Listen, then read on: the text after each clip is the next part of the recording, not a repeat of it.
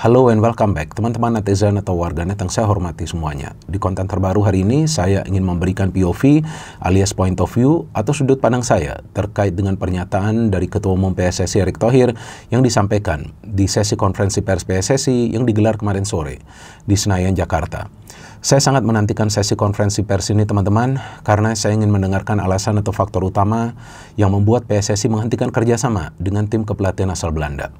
Karena sebelumnya ada narasi yang dibuat di sosial media oleh salah satu perwakilan dari PSSI bahwa tim kepelatihan asal Belanda tersebut adalah tim kepelatihan terbaik dari tim nasional Indonesia. Padahal yang saya ingat, mungkin juga saya salah, bahwa tim kepelatihan asal Belanda ini belum juga menjalani sebuah pertandingan resmi dari timnas Indonesia. Dan setelah menjalani beberapa pertandingan, ada lagi narasi yang dibuat juga oleh orang yang sama yang merupakan perwakilan dari PSSI bahwa dari 3 pertandingan timnas Indonesia bisa mendapatkan 6 poin sehingga timnas Indonesia kita lolos ke round 4 babak kualifikasi Piala Dunia tahun 2026 zona Asia. Nah, narasi-narasi seperti ini tentu membentuk rasa optimisme yang sangat tinggi di antara mayoritas supporter timnas Indonesia termasuk saya. Oleh karena itu tidak salah juga jika kemudian kita punya ekspektasi yang tinggi agar timnas Indonesia kita dengan tim kepelatihan yang dinarasikan sebagai tim kepelatihan terbaik dari timnas Indonesia bisa lolos ke Piala Dunia tahun 2026. Kalau memang tidak bisa lolos langsung dari round 4, tentu yang kita harapkan minimal berjuang dulu dari round 5, kalau bisa ke round 6, 7, 8, 9, atau 10, tapi tentu yang kita harapkan bahwa mimpi kita semua melihat timnas Indonesia bermain di Piala Dunia bisa terwujud dalam waktu dekat, yaitu pada saat memang peluang sudah berada di depan mata. Jadi ini tinggal kita buka pintunya. Kenapa enggak? Kita berusaha semaksimal mungkin untuk membuka pintu tersebut. Tetapi apa yang terjadi, teman-teman? Ternyata di round 4, timnas Indonesia kita mendapatkan 0 points, 0 poin. Nah, 0 ini kan juga bisa diartikan sebagai telur. Betul kan? Kalau telurnya manis, enak juga kita makan. Atau telur asin lah. Tapi kalau telurnya busuk, ya kita buang jauh-jauh. Sambil tentu secara logis kita akan marah-marah. Kenapa dikasih telur busuk? Kita kan nggak mau ini telur busuk. Betul kan? Tapi yang saya kaget, nggak ada penjelasan secara konkret tentang alasan atau faktor utama penghentian kerjasama dengan tim kepelatihan asal Belanda tersebut. Memang disebut bahwa karena tidak lolos ke Piala Dunia tahun 2026. Tapi jika teman-teman ingat, dan jika saya tidak salah, di sesi podcast yang Alex Pastoor itu hadir, yang ada beberapa mantan pemain timnas Belanda itu seperti Wesley Sneijder, Rafael van der Vaart, dan juga Marco van Basten, dia mengatakan bahwa salah satu targetnya dari PSSI itu adalah kalau bisa lolos ke Piala Dunia tahun 2026. Itu kata-kata kalau bisa itu kan berarti jika memungkinkan. Nah, mungkin itu salah satu faktor yang akhirnya PSSI menghentikan kerjasama. Tapi bisa juga kan ada faktor lainnya. Nah, itulah yang saya tunggu. Apa sebetulnya faktor lainnya? Apakah karena ada cyberbullying? Ya, jika ada cyberbullying, ya saya pikir itu adalah tugas dari federasi. Bagaimana caranya bisa memberikan edukasi kepada para supporter kita. Tapi sebelumnya kan sudah ada itu narasi. Tim kepelatihan terbaik. Ya tentu itulah yang kita kejar. Iya dong. Plus ada pergantian pelatih di tengah jalan. Seperti yang saya katakan berkali-kali dan saya tidak akan pernah bosan mengatakan bahwa ketika ada pergantian pelatih yang saya berpikir secara positif, ya tentu pergantian pelatih tersebut untuk membuat perubahan yang positif ke arah yang lebih baik. Bukan ke arah bawah, tapi yang terjadi kan ke arah bawah. Yang ada bukan progres, tapi yang ada kita justru turun nih. Bahkan saya nggak ngerti gimana caranya nanti timnas Indonesia kita bisa bangkit dari keterpurukan ini. Walaupun memang Piala Dunia ini adalah level yang sudah elit. Tapi ketika kesempatannya itu ada kan wajar dong kalau kita bermimpi. Jadi kan nggak ada salahnya kalau kita bermimpi. Dan seandainya juga timnas Indonesia kita nih gagal juga lolos ke round 5, tapi mainnya tuh rapi, ya kita akan memaklumi. Tapi mainnya juga, aduh sorry to say lah, seperti tim amatiran. Ya wajar lah kemudian kita marah-marah. Tapi tentu nggak boleh yang namanya menghina atau menghujat sampai juga berkomentar secara rasis kepada siapapun yang menjadi bagian dari timnas Indonesia. Gak boleh dong. Karena saya yakin bahwa tim kepelatihan asal Belanda tersebut juga bekerja secara baik, secara tulus, karena memang mereka adalah profesional. Tapi memang kelihatan mereka tuh tidak sanggup untuk bisa meracik taktik agar timnas kita itu bermain rapi. Jadi dalam hal ini teman-teman kita juga harus bijak, gak boleh kita langsung serang mereka kan. Nanti siapa yang akan ingin menjadi pelatih dari timnas Indonesia? Kan pasti juga ada rasa kekhawatiran bagi mereka, itu bukan hal yang biasa cyberbullying. Dan memang di negara lain juga ada hal-hal seperti itu. Nah tapi bukan berarti kita kemudian membuat itu sebagai alasan dan melakukan itu gak boleh. Kita harus menghentikan ini semua. Kan saya selalu katakan jangan. Ke pemain-pemain juga jangan, nanti takut mereka. Takut untuk main nanti. Kita gak boleh seperti itu, kita harus dewasa. Jadi pada saat timnas kita ini progresnya lagi bagus, ayo dong. Kita nih supporter progresnya juga harus jauh lebih baik. Dan saya selalu katakan bahwa mereka yang melakukan hal seperti ini bukan supporter, tapi provokator. Yang mungkin ikut-ikutan saja, mungkin mereka gak paham soal sepak bola. Kalau kritik itu wajar. Saya juga biasa menyampaikan kritik. Tapi jangan dong, kita sampai menyerang mereka. Sampai juga membawa latar belakang mereka, dari ras mereka atau agama mereka, gak boleh seperti itu.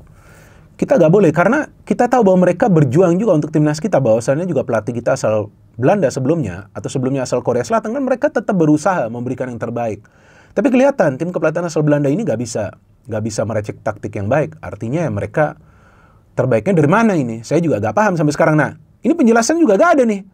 Ya kan dari narasi tersebut, saya gak tahu tuh masih ada gak tuh postingan itu. Tapi ya udahlah, sekarang saatnya kita move on ya. Kalau kita ingatkan masa lalu, aduh capek juga. Saya juga banyak di masa lalu yang tidak baik. Jadi saya udah gak mau ingat, sekarang kita moving forward. Nah saya ingin memberikan sudut pandang saya terkait dengan beberapa poin yang disampaikan oleh Ketua Umum PSSI Erick Thohir. Beberapa poin saja, kalau nanti semuanya kan kelamaan ya. Jadi ini saya catat juga biar saya ingat apa yang saya mau bicarakan. Di mana poin-poinnya? Nah ini saya lagi buka nih, teman-teman sabar ya. Nah ini dia udah dapet nih. Oke, jadi poin-poin yang disampaikan, yang pertama bahwa Direktur Teknik yaitu Alexander Zayers memang masih merupakan bagian dari timnas Indonesia. Sebelumnya kan kalau nggak salah Alex Parstur itu mengatakan dia juga akan meninggalkan Indonesia, tapi ternyata enggak. Ya kan dia hadir di sesi konferensi pers ini bersama Sekjen. Jadi Direktur Teknik dan Ketua Badan Timnas Indonesia, Badan Tim Nasional ya, Indonesia akan mencari calon pelatih baru timnas dan melapor ke Ketua Umum, baru kemudian akan diadakan rapat exco. Nah artinya kalau asumsi saya sampai hari ini belum ada nih calon pelatih, tapi masih akan dicari. Dan itu adalah tugasnya dari Direktur Teknik dan juga Ketua BTN. Dan Direktur Teknik juga sempat berbicara jelang sesi konferensi pers ini berakhir bahwa dia akan mencari pelatih sesuai dengan identitas permainan dari timnas Indonesia. Nah ini bagus juga.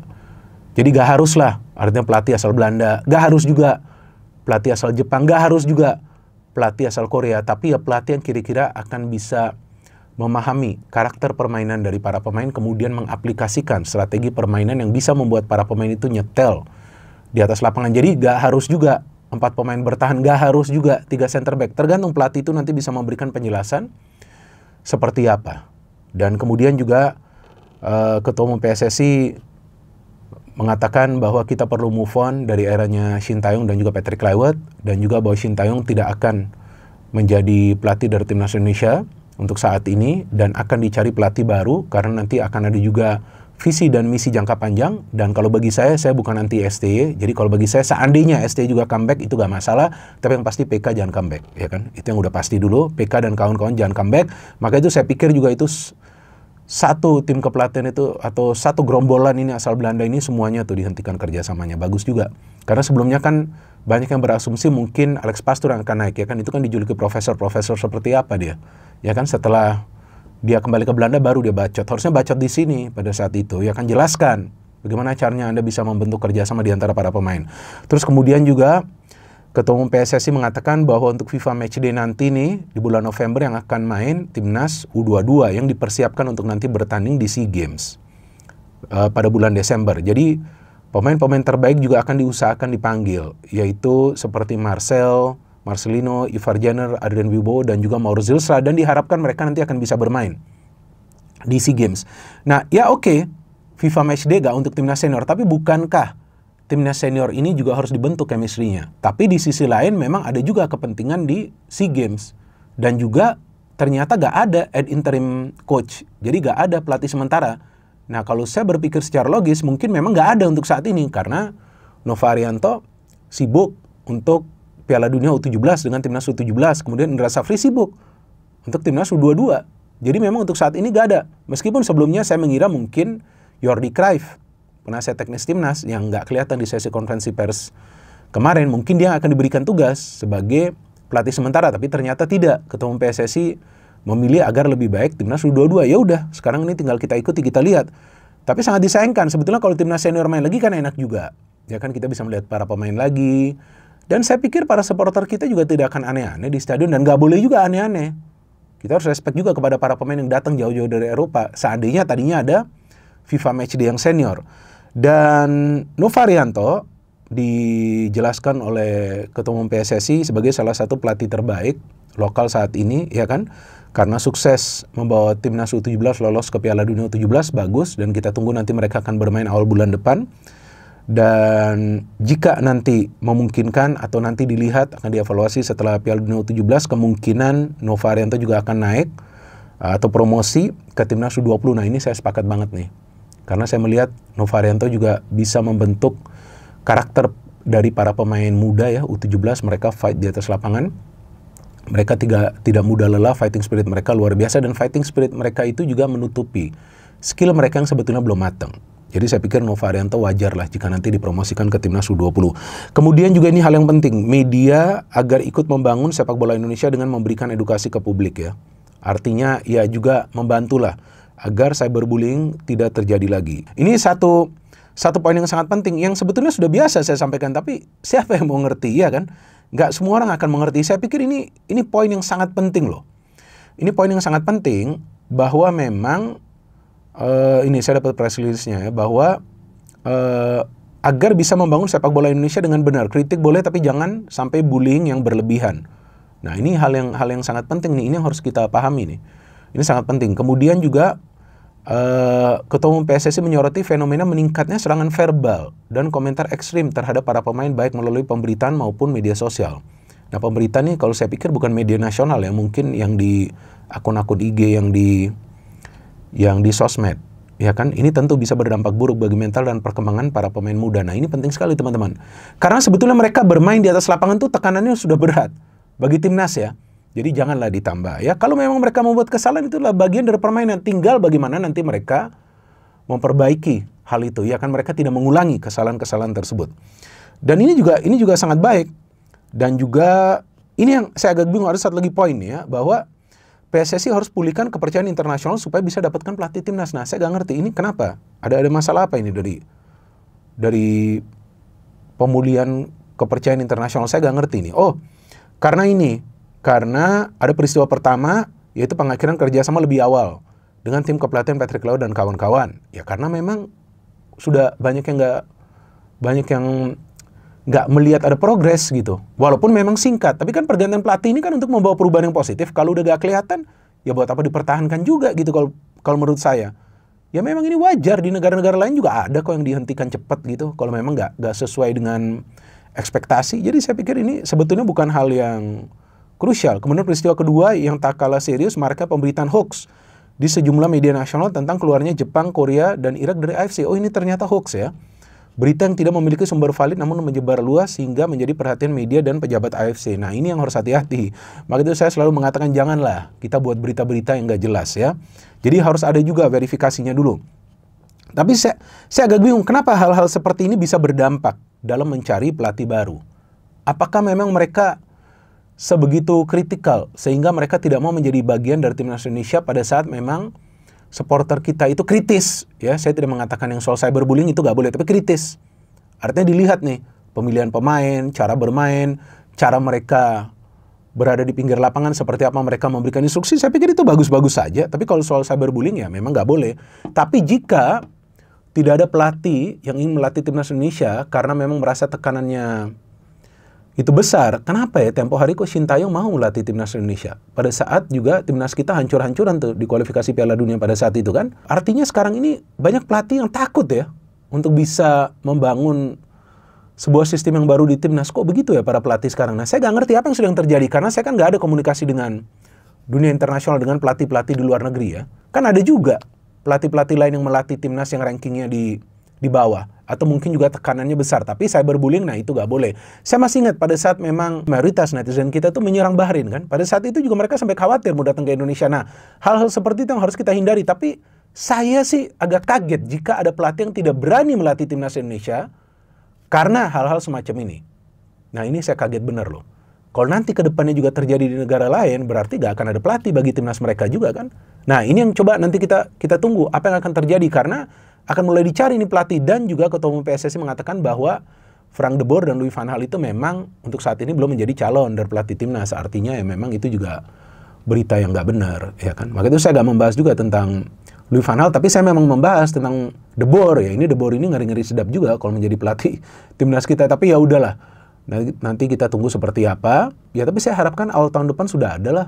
Memang untuk saat ini urgensinya tidak ada sih untuk mendapatkan dengan segera pelatih baru, karena kan event internasional kan juga masih lama ya, yang besar ya, apalagi Piala Asia. Tapi tahun depan tuh kalau nggak salah ada AFF, jadi saya harapkan di bulan Januari sudah ada. Jadi itu dia teman-teman POV yang bisa saya sampaikan. Jadi saya pikir apa yang disampaikan oleh Ketua Umum PSSI Erick Thohir juga adalah hal-hal yang terkait dengan perkembangan yang terjadi dalam beberapa hari terakhir setelah terjadi penghentian kerjasama dengan tim kepelatihan asal Belanda. Dan saya harapkan Ketua Umum PSSI bukan saja ya seperti yang meminta media untuk juga membantu membangun sepak bola Indonesia, juga menegur jika ada perwakilan dari PSSI membuat narasi-narasi recehan. Itu sangat penting. Karena itu juga yang bisa membuat kita semua bereaksi di sosial media. No hate, no politics, only football. Salam sepak bola.